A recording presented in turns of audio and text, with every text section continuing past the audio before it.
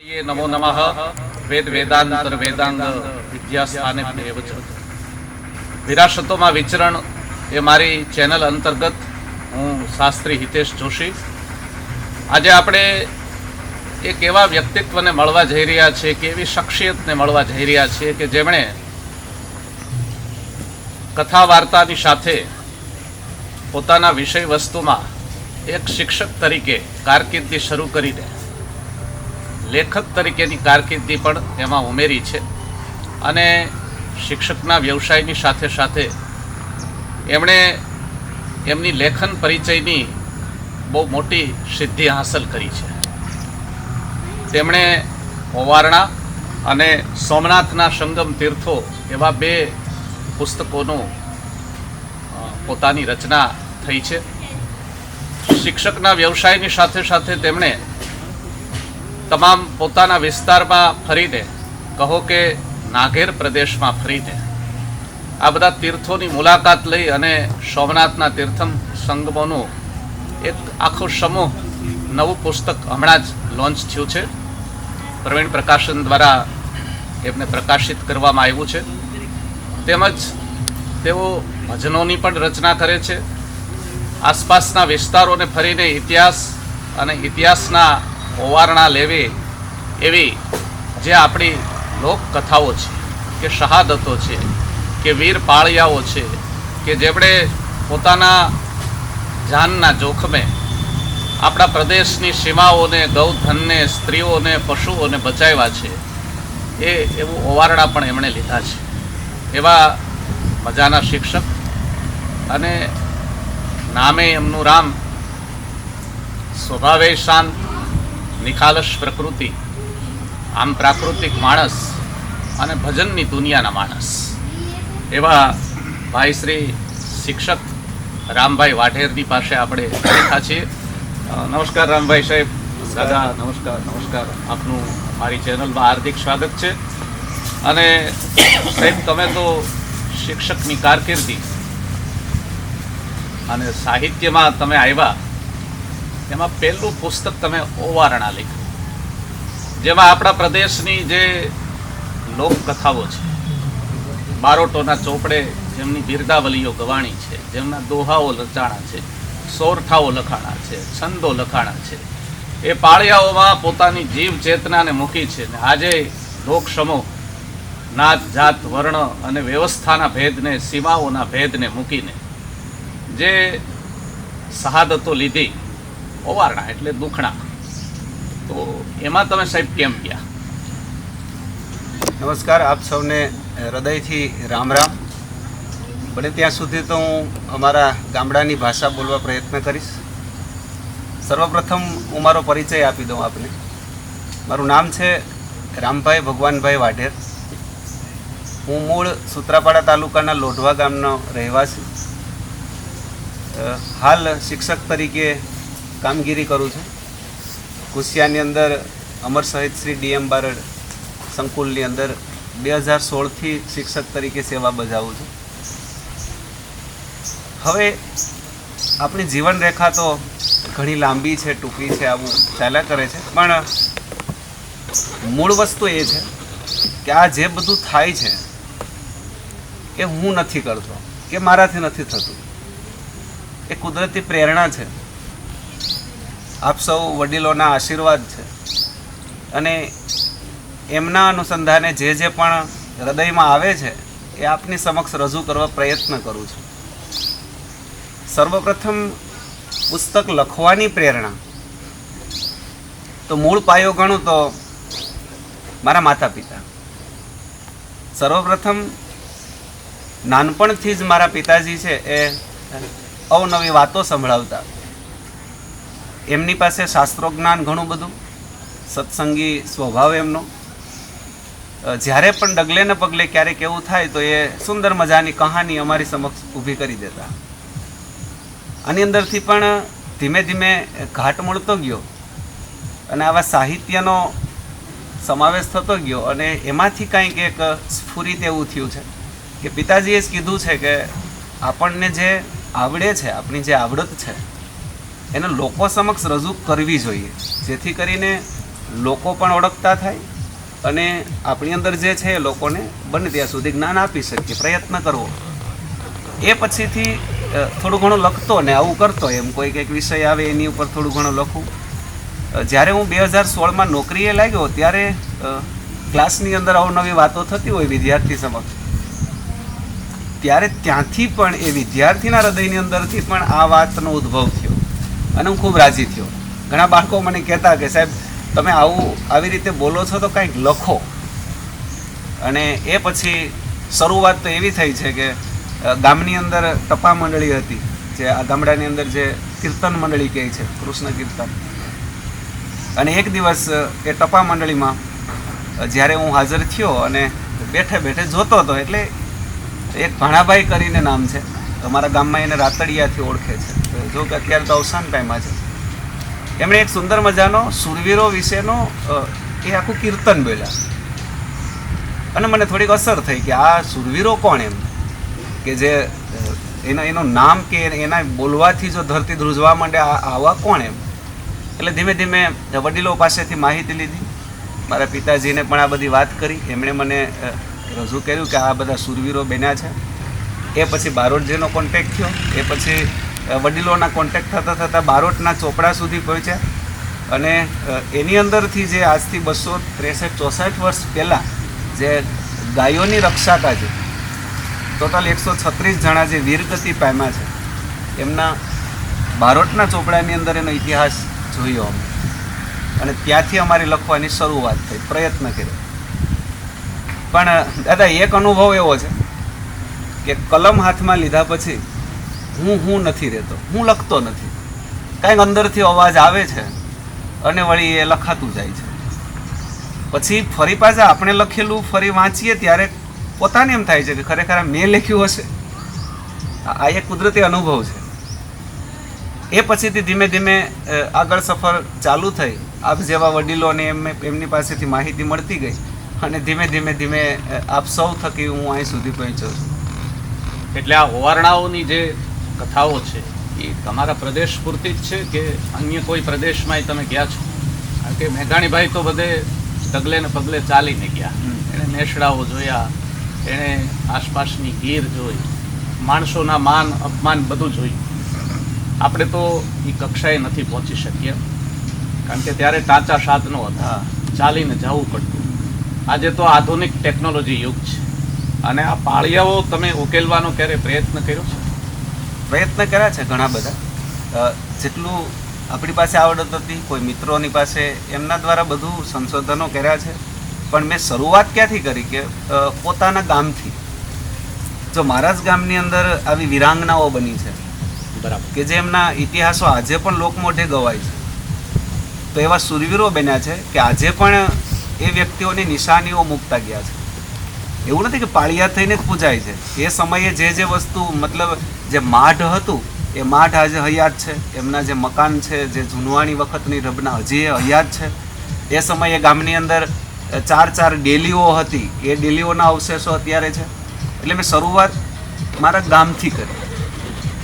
અને એ પછી બારોટજીનો કોન્ટેક્ટ થયો એટલે આગળ વધતા એ જ્યાં જે સ્થળે મરાણા છે, ત્યાં વીરગતિ પામ્યા છે, એ દરેકનું પહેલાં આખું મટીરિયલ ભેગું કર્યું અને પછી એને લખવાની શરૂઆત કરી. ઈચ્છા તો ઘણી બધી છે કે ભાઈ બારે કોઈ એવા છે, એમ ધીમે ધીમે આગળ વધશું. એમ ઈશ્વર કૃપા હશે તો હજી પણ ગામ પછીથી પણ બારેના જે પાળિયાઓ છે, જે પૂજાય છે, જેના ઇતિહાસો આજે દટાયેલા છે, એને ઉજાગર કરવા એ આપણી સંસ્કૃતિ છે. એવા પ્રયત્ન રહેશે અમારે. અને હમણાં જ તમે સોમનાથના સંગમ તીર્થો, એટલે કે આપણો જે નાઘેર પ્રદેશ છે, ચોરવાડથી માંડીને અમારા ઉના દેલવાડા, આને આપણે લીલી નાઘેર કહીએ.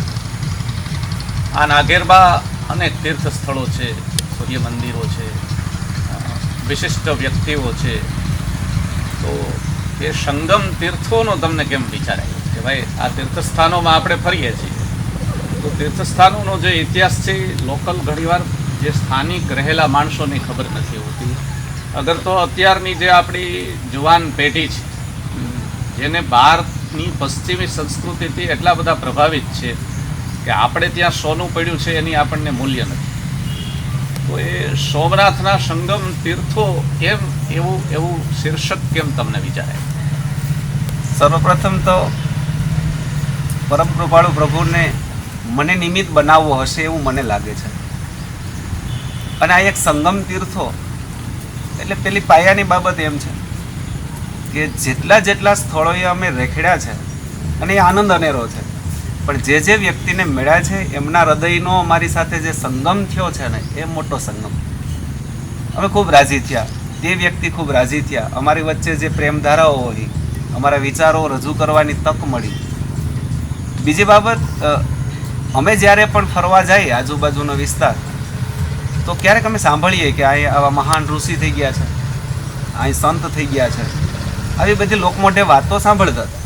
એટલે મને એવું લાગતું કે ખરેખર આના ઇતિહાસો છે એ દટાતા જાય છે, અને આજની પેઢી છે એ તો ફક્ત દર્શન કરવા ખાતર કરી નીકળી જાય છે, પણ એનો વાસ્તવિક ઇતિહાસ કેવો હશે એ તો એ જાણતા નથી.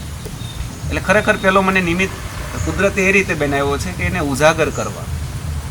અને જે નાઘેર વિસ્તાર છે એની અંદર જે રખડવાનો આનંદ અનેરો છે, અને અમે રેખડ્યા પછીથી અમને એવો અનુભવ થયો છે કે અમે ચારેય ધામની યાત્રા પૂરી કરી છે.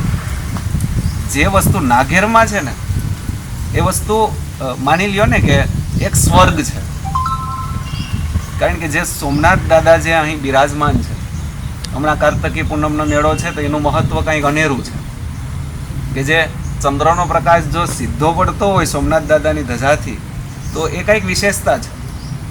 તો અમે સોમનાથથી એમની લખવાની શરૂઆત કરી, અને સોમનાથથી શરૂઆત કરતાં સ્કંદ પુરાણ આધારિત જે સ્થળોના ઉલ્લેખ છે એ સ્થળો ગોતવા અમે પ્રયત્નો કર્યા. લગભગ અમારી 1.5 વર્ષની મહેનત છે. અને જે પણ સ્થળે અમે જઈએ ત્યારે રવિવાર આવે એટલે અમે નક્કી કરી લઈએ કે ચાલો આપણે આજે નીકળવાનું છે. એટલે 2-4 મિત્રો અને મારી સાથે મુખ્ય આમ તો માર્ગદર્શક, અને પાયેથી જો કોઈ વ્યક્તિ હોય તો એ ભાણા બાપા છે. શરૂઆત અમે ત્યાંથી કરીએ કે સવાર થાય, એકબીજાના કોન્ટેક્ટ કરીએ કે ચાલો હવે નીકળવાનું છે. એટલે 2 વ્હીલ, ક્યારેક 4 વ્હીલ, આવી રીતે અમે નીકળી પડીએ. એ સ્થળે જઈએ, ત્યાં જે પણ મહંત હોય એમને પૂછીએ, એ ગામની અંદર જે પણ આપણા વડીલો છે એ બધા સાથે મુલાકાત કરીએ, એમની સાથે વાતો કરીએ. એમ કરતાં અમે માંગરોળથી માંડી અને ઉના સુધીનો વિસ્તાર છે ને એનો પ્રવાસ ખેડ્યો છે. જો આગળ વધીએ આખું, અમને તો એવી ઈચ્છા હતી કે આખું પ્રભાસ ક્ષેત્ર લઈ લેવું, પણ એ શક્ય નહોતું. કારણ કે તો પછી પુસ્તક મોટું બને, ને આજના જે વાચક રસિકો છે એમના માટે ઉપયોગી, પણ આજે મોબાઈલ જમાનું, પુસ્તક આવ્યા પછી પણ લોકો શું કે PDF ફાઇલ મોકલો, બરાબર. અને વાચકોની સંખ્યા ઓછી છે, પણ પ્રયત્ન આપણો જો રહે તો ખરેખર નાના બાળકથી પણ જો એ વાંચતું થાય એવો પ્રયત્ન અમારો છે. બધા જગ્યાએ તમે સાહેબ મુલાકાત તો કરી, એમાંથી તમને સૌથી વધારે ગમતી કઈ વસ્તુ? બધા તીર્થો પવિત્ર છે, બધા પ્રેરણાદાયક છે, બધા સુંદર છે, પણ જ્યાં તમને એમ લાગ્યું હોય કે ના અહીંયા આપણું મન ધ્યાન લાગે છે, અહીંયા આપણને શાંતિ મળે છે, એવી કઈ જગ્યા? સર્વપ્રથમ તો આપણા સોમનાથ વિસ્તાર, જે સોમનાથનું મંદિર આસપાસના વિસ્તારો, એ તો અકલ્પનીય છે. વિશેષમાં અનુભવ થયો છે, અમે એક નાની ધણેજ ગયા જ્યાં ધન્વંતરી ભગવાનનો આશ્રમ છે. જી. વર્ષોથી પૂજાય છે, પણ ત્યાંની જે લીલોતરી છે, ત્યાં વ્રજમી નદી પસાર થાય છે. વ્રજમી નદીની અંદર જે જળચર પ્રાણીઓ છે, માછલીઓ છે, જાણે ત્યાં કુદરતે મોતી વેરણી દીધા છે એવું લાગે છે. ત્યાં એકદમ મનને શાંતિ મળે છે. અલગ અલગ પ્રકારના આયુર્વેદિક છોડ જે જોઈએ છે ને ત્યારે આપણને ખૂબ આનંદ આવે છે. આજુબાજુનો વિસ્તાર છે, એક વડ છે, એ વડને જોઈએ ત્યારે પણ આપણને એક અદ્ભુત કંઈક લાગે છે. લોકવાયકાઓ ઘણી બધી હોય છે, પણ બનતા સુધી સત્યતા કેટલીક નીકળે છે એવો પ્રયત્ન અમે કર્યો છે. અમે ઉના વિસ્તારમાં ગયા તો આમોદરા, જ્યાં સંત મૂળદાસનું જન્મસ્થળ, એ સ્થળે બેસીએ ત્યારે જાણે મનને શાંતિ મળે છે. વિશેષ સિમર, જગજીવનદાસ બાપુનો આશ્રમ, ખૂબ મજા આવે છે.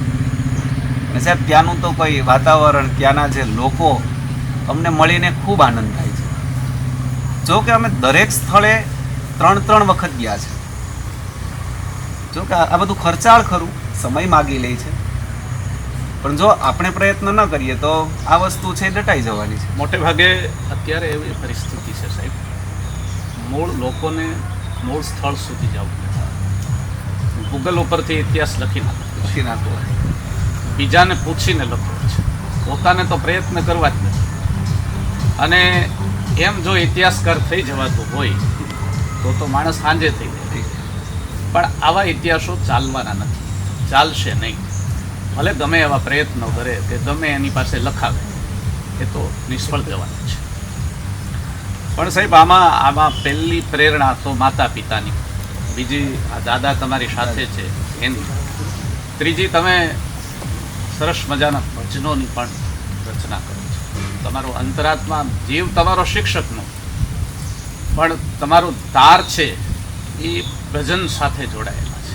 આજે આ બધું લેખનની જે સ્ત્રોત વહે છે એ ભજનમાં જ વહે છે. તો એ ભજનો લખવાની પ્રેરણા તમને કોણે? શરૂઆતનું તમને કહું છું તો જો જે વાસ્તવિક આનંદ છે એ ભજનમાં છે. આજના સમય, આજની પેઢી છે એને ભજનોને મને એવું લાગે છે કે બહુ ઓછું થઈ ગયું છે, પણ ભજન એ તો ભજન છે સાહેબ. એ જે અનુભવ છે ને એ તો એની કલ્પના ન થાય. એમની શરૂઆત તમને કહું છું તો મુખ્ય મારા માટે જો કોઈ સદગુરુ એટલે ભાણા બાપા, જેને અમે ઘેલા ભાણથી ઓળખીએ છીએ. અને જો કે ગામની અંદર એને ઘેલા તરીકે પહેલેથી છાપ છે એટલે ઓળખતા, અને અમે આજે એની નામ જ ગોઠવી દીધું છે કે ઘેલા ભાણ. એમની સાથે મારે મુલાકાત થઈ ત્યારે કોઈક એક અદ્ભુત પ્રેમધારા વહી છે, જે કુદરતી ચમત્કાર છે.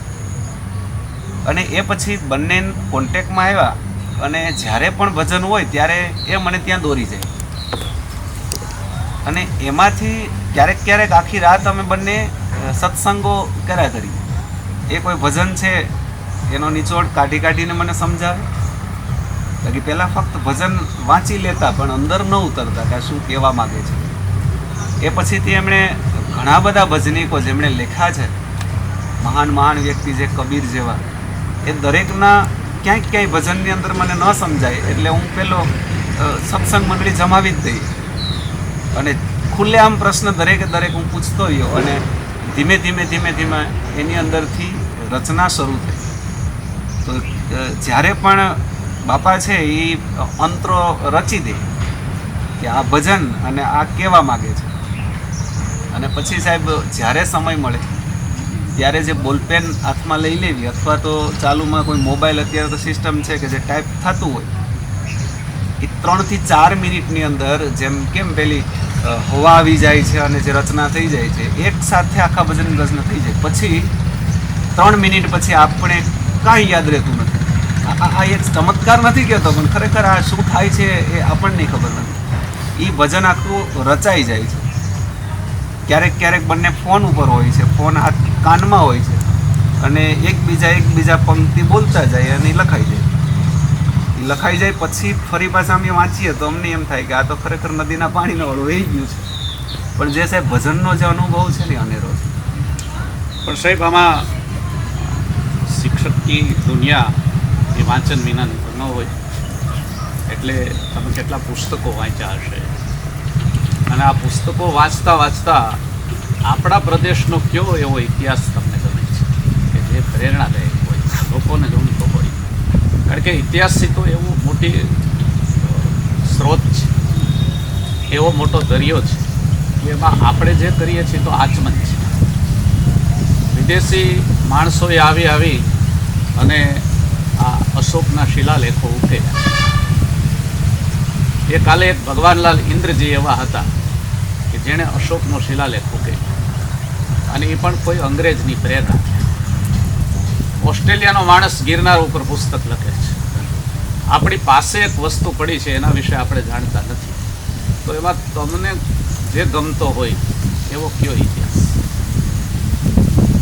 જો કે ગમવા તો ભારત આપણને પ્રિય છે, મને પ્રિય છે, પણ એની અંદર જ્યાં પણ અનુભવ થયા છે એનું કહું છું તો ગીર વિસ્તાર મને અતિ પ્રિય છે, કે જ્યાં જંગલી પ્રાણીઓના તો દર્શન થાય છે, પણ એ પ્રાણી માત્ર માની લેવાથી એનો અનુભવ નથી થતો. સાસણની અંદર ઘણા બધા શિવ મંદિરો છે, અસંખ્ય ધામો છે કે જે કંઈક પોતાનો ઇતિહાસ લઈને ત્યાં રહ્યા છે. પણ જે સાસણ વિસ્તાર છે એમાં રખડવાનો આનંદ કંઈક અલગ છે, કે જ્યાં કુદરત સ્વયં આવીને પોતાની રચના રચીને ત્યાં બેઠા છે એવું લાગે છે. એમાંથી સાહેબ તમે કયા ઐતિહાસિક સ્થળે ગયા અને એમાંનો કયો ઇતિહાસ તમને થયો? ઘણા સ્થળે ગયા છે, પણ કનકાઈમાનું મંદિર આ વિસ્તાર છે. પછી ત્યાંથી બાણગંગા કહેવાય છે. આની અંદર જ્યારે જોઈએ છે ને ત્યારે આપણને આપણા શાસ્ત્રો યાદ આવે છે, મહાભારત જેવા યાદ આવે છે. અર્જુન જેવા અર્જુને પણ જો અહીં સ્વયં અહીં આવીને આ રીતે ગંગા ઉત્પન્ન કર્યા છે તો એ પણ એક નોંધવા લાયક છે. ભવિષ્યમાં સાહેબ તમારું શું આયોજન છે કે શું લખવું, શું કામ કરવું, ઇતિહાસ માટે, લોકકથાઓ માટે, જાતક કથાઓ માટે, પોતાના પ્રદેશ માટે, પ્રકૃતિ માટે, એમાં શું વિચાર છે? સર્વપ્રથમ તો કુદરત જે પ્રેરણા આપતા જાય છે એ કરતા જવાની ઈચ્છા, જો કે આશાઓ તો ઘણી બધી હોય છે, લોકોને કાંઈક આપવું છે એવો પ્રયત્ન તો આપણે કરતા જ રહીએ છીએ. અને આમે શિક્ષક તરીકેનો અમારો કાર્ય છે એટલે જ્યાંથી જે મળે છે એ આપવાની ઈચ્છાઓ તો બહુ થાય છે. ક્યારેક મને એવું થાય છે કે નવલકથાઓ જેવી કોઈ લખીએ, નવલિકાઓ લખીએ, પણ બેઠે બેઠે કલમ ચલારા કરવી એ મને નથી ગમતું. જેટલું બને એટલું વાસ્તવિકતા જ્યાંથી મળે છે ને એ બહુ ગમે. એટલે ઈચ્છા એવી ધરાવું છું કે સમાજની અંદર એવી ઘણી ઘણી ઘટનાઓ છે કે જે કરુણ ઘટનાઓ પણ છે, જ્યાં આપણે ન કલ્પેલી એવી ઘટનાઓ છે, એમને એકત્રિત કરી અને લખવા પ્રયત્ન કરું એવી ઈચ્છા છે. બાકીના વધારે રસ ભજન ઉપર છે. એટલે અત્યારે સાહેબ કેટલા ભજનોની રચના થઈ છે? લગભગ 90ની આસપાસ. 90ની આસપાસ. અને એને પછી પુસ્તક સ્વરૂપ આપવું? પુસ્તક સ્વરૂપ દાદા આપવું છે. એને તમારે બે. અને દાદાનું નામ તો આપણે તમારા પ્રેરણા સ્ત્રોત છે, તમારા મિત્ર છે, તમારી સાથે ફરવાવાળા છે. તો દાદા ભજન ક્યારથી તમે ગાઓ છો? ભજન તો ઘણા સમય જેના જેના દાસુજીના છે, પછી કબીરના છે, કે જે સાંભળી ને આમ સાંભળી ગયું કે બે વાર ભજન સંભળાઈ ગયું એટલે એ પાછું પાકું થઈ જાય એટલે એ પાછો ગાતો. હવે એમ થતે પછી અમારે એકબીજાની જોડી મળે એટલે આની વાત કરી તો આપણે વધારે ભજન લખવાનું શરૂઆત કરીએ.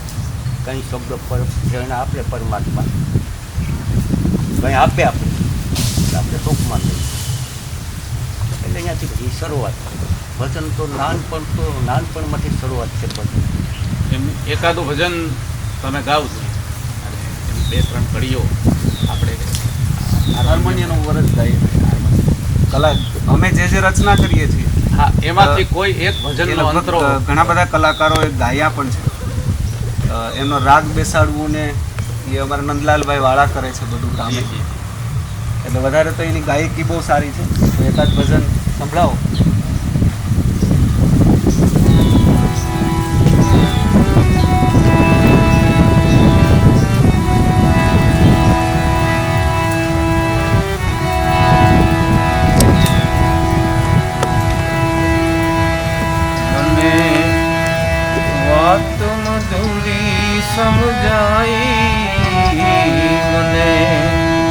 વાત મધુરી સમજાઈ સદગુરુ પ્યાલો પાઈ સદગુરુ પ્યાલો પાઈ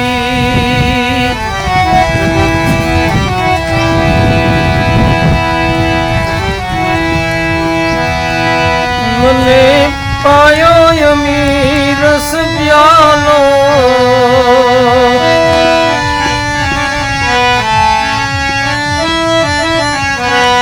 હે મને પાયો યમી રસ પ્યાલો મારા હૃદયે જઈને ઠેરાયો હે મારા હૃદયે જઈને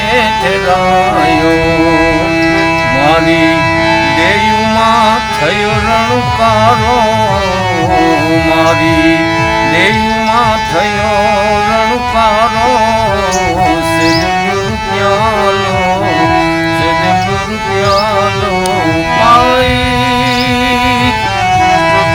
મને વાત મધુરી સમજાઈ વાત મધુરી સમજાઈ સદગુરુ પ્યાલો પાઈ લેજો શબ્દ વચન ને ભોળી લેજો શબ્દ વચન ને ભોળી ગેલા ભાણો રામ કર જોડી હે ગેલા ભાણો રામ કર જોડી અરે નુગરા ભલે ચડસાઈ કરે નુગરા ભલે ચડસાઈ સદગુરુ પ્યાલો સદગુરુ પ્યાલો પાઈ વાહ, ખૂબ સરસ. તો આ ભજનોની રચના પણ અંતર સ્ત્રોતથી થઈ રહી છે. એમના 2 પુસ્તકો સોમનાથના સંગમ તીર્થો અને ઓવારણા બેયને આપ જોઈ શકો છો. એક પ્રવીણ પ્રકાશન તરફથી છે અને એક એમણે એમના મિત્રભાઈ વિજયભાઈ પીઠિયાએ પ્રકાશિત કર્યું છે. બંને પુસ્તકો વાંચવા જેવા છે. સાહેબ, છેલ્લો પ્રશ્ન કે આ લેખનની યાત્રા, ભજનની યાત્રા, અંતરની યાત્રા સદૈવ સદૈવ સદૈવ ચાલવાની છે. આયુ કેટલું છે એ આપણા હાથમાં નથી, પરમાત્માના હાથમાં છે. પણ શિક્ષક તરીકે તમે વિદ્યાર્થીઓની સામે ઊભા રહ્યો છો અને ભાવિ લોકો તમારા હાથમાં ઘડાય છે. આપણું રાષ્ટ્ર તો અનેક મૂલ્ય સંપદાથી ભરાયેલું છે. પાંડુલિપિઓથી માંડીને શિલાખંડો સુધી અનેક વસ્તુઓ આ રાષ્ટ્રની અણઉપેર કરી છે અને વિશ્વગુરુ કહેવાતું. પણ આપણા પ્રદેશને કે આપણા નાના એવા વ્યક્તિત્વને ધ્યાનમાં રાખી એવું કયું કામ આપણે કરવું જોઈએ જે ઇતિહાસને પણ પ્રેરણારૂપ થાય, લોકકથાઓને પણ પ્રેરણારૂપ થાય, શિક્ષણની પ્રેરણા. સર્વપ્રથમ તો માત પિતાની સેવા. જ્યારે બાળક નાનું છે ત્યારથી ફક્ત એટલું સમજાવવું જોઈએ કે સવારે ઉઠી અને આપણા નિત્યક્રમ પ્રમાણે આપણી સંસ્કૃતિની જાળવણી. બીજી બાબત, જો પિતાજી વાંચતા હશે તો બાળક વાંચશે, તો એમાંથી ઘણી બધી પ્રેરણાઓ મળશે અને વાંચનથી જ એ આગળ વધશે. એ સિવાય બીજો કોઈ ઉધાર નથી. આજની ટેકનોલોજી ભલે આગળ છે, ધન્યવાદ છે એ લોકોનો, પણ જ્યાં સુધી એ વાંચન નહીં કરે ત્યાં સુધી એનો વિકાસ નથી, એવું મારું માનવું છે. બીજું, બાળકને એટલું સમજાવવું જોઈએ કે અનેક તીર્થસ્થાનો છે, પણ એની અંદર ઊભી કરેલી મૂર્તિ તો આપણી. જે ઈશ્વરે આપણી સમક્ષ સર્વપ્રથમ જે 2 મૂર્તિઓને ઊભી કરી દીધી છે કે જે માતા પિતા, એ આપણા માટે ભગવાન છે. આજના સમય પ્રમાણે જ્યારે વૃદ્ધાવસ્થાનો જે આશ્રમોની જ્યારે નામ પડે છે ને સાહેબ, ત્યારે આપણા રૂવાડા ઊભા થઈ જાય છે. કેવી કેવી દશાઓ છે માતા પિતાઓની. એટલે ખરેખર પહેલી પાયાની પ્રેરણા તો એ આપવાની છે કે શરૂઆતથી જે માતા પિતાને વંદન કરે છે એ અંત સુધી એને વંદન કરવું, એની સેવા કરવી, આ મૂળ બાબત છે, આ પાયાની બાબત છે. જો આટલું શિક્ષણ બાળકની અંદરથી રોપવામાં આવશે તો આપણા માટે ભવિષ્ય બહુ સારું છે, દરેક માટે સારું છે. દરેકને એક દિવસ બાપ બનવાનું છે, એક દિવસ વૃદ્ધાવસ્થા આવવાની છે. એટલે ખરેખર પાયાની બાબત તો એ છે. સાહેબ, છેલ્લો પ્રશ્ન. આ સોમનાથના સંગમ તીર્થો પુસ્તક થયું, એમાં પ્રકાશકથી માંડીને પ્રવાસ સુધીના જે લોકો તમારી સાથે મદદ માર્યા, કારણ કે આપણે એકલાથી કોઈ વસ્તુ શીખ, આ તો જેણે ઇતિહાસમાં કામ કર્યું એને જ ખબર હોય. તો એમાં કઈ વ્યક્તિઓ છે, કઈ સંસ્થાઓ છે જેમાં એણે સામાજિક, આર્થિક, માનસિક, શારીરિક અને સામયિક બધી મદદ કરી હોય? મારી સાથે સંકળાયેલા ઘણા બધા મિત્રો છે, પુસ્તકની સાથે ઘણા બધા સંકળાયેલા, પણ અમારી શરૂઆત કે પુસ્તક કેવી રીતે છાપવું આ તે એ દરેકની બાબત કરીએ તો ઓવારણાની અંદર પહેલો કોન્ટેક્ટ થયો છે મને વિરમદેવસિંહ પઢેરિયા, કે જે રક્ત ટપકતી ખાંભીઓ એમના વિશે લખે છે. એમની પાસેથી પ્રેરણા મળી. એમના દ્વારા મને ડૉક્ટર રાઘવજી માધડ સાહેબનો કોન્ટેક્ટ થયો અને એમણે મને પોતાનો જ સંતાન માની અને એમણે ઘણી બધી માહિતી આપી અને છેક પુસ્તકનું છાપકામ સુધી એમણે પહોંચાડ્યો. એમની સાથે એમણે અમને ઘણી બધી માહિતી આપી અને એ પુસ્તકની રચના થઈ. એ પછી જ્યારે સોમનાથના સંગમ તીર્થો વિશે લખવાની વાત કરું છું તો મેં પહેલાં એમનું નામ નાઘેરનું નજરાણું રાખેલું હતું. એમાં મને રાઘવજી માધડ, વિરમદેવસિંહ પઢેરિયા આનો કાયમ સહકાર મળ્યો છે. અંતે જ્યારે સોમનાથની વાત આવી ત્યારે સર્વપ્રથમ અહીં જે ચાવડા સાહેબ છે એના દ્વારા લહેરી સાહેબનો મને કોન્ટેક્ટ થયો. પ્રવીણ સાહેબ લહેરી, પીકે લહેરી સાહેબ, અને એમણે જે મને ખૂબ સહકાર આપ્યો છે. પ્રવીણ પ્રકાશન સુધી પહોંચાડનારા ડૉક્ટર રાઘવજી માધડ સાહેબ અને લહેરી સાહેબ સાથે એમણે સહકાર આપતા છેલ્લે જે 320 પેજનું જે આ પુસ્તક બન્યું છે એમાં એમણે પોતે જ પોતાની પ્રસ્તાવના મૂકી છે, એનો મને ખૂબ આનંદ થાય છે. સાથે એમણે મને એવું કીધું કે આ નાઘેર વિસ્તાર અમારા વિસ્તારની અંદર ખબર ન પડે એટલે શીર્ષક તો હું જ આપીશ, અને એનો મને ખૂબ આનંદ થયો. અને સોમનાથના સંગમ તીર્થોનું જે શીર્ષક જો આપ્યું હોય તો મને પીકે લહેરી સાહેબે આપ્યું છે. સાથે એમનો વિમોચન કાર્યક્રમની અંદર પણ મેં જ્યારે વાત કરી છે ત્યારે એમણે મને કીધું છે કે તબિયત નાજુક છે તેમ છતાં પણ હું કોન્ફરન્સથી પણ હું મારી હાજરી નોંધાવી આપીશ. અને 29 તારીખે 29/10/2025 જ્યારે સોમનાથના પ્રાંગણમાં વિમોચન કાર્ય થયું ત્યારે એમના અવાજથી મને શુભેચ્છાઓ પાઠવી છે, એમાં હું ખૂબ રાજી થયો છું.